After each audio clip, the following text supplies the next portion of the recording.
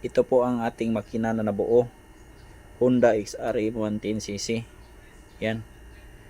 CDI at ignition coil po ang ating kailangan para gagana ito. Wala po itong voltage regulator at saka battery.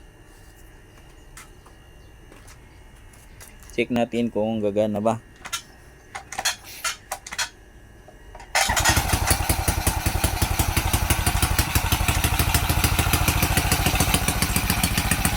Yan, one click lang po siya at andar agad.